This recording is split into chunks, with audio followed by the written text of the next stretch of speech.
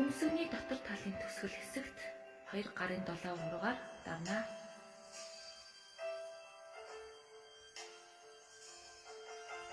Доод уруулын хонхор хэсэгт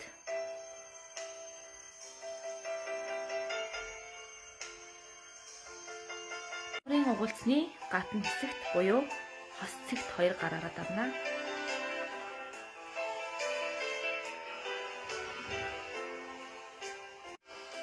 Төвөнхийн 2 талд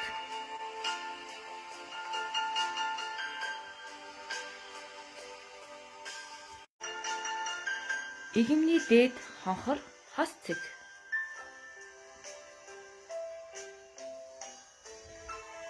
Лавар хурууны дунд хэсэгт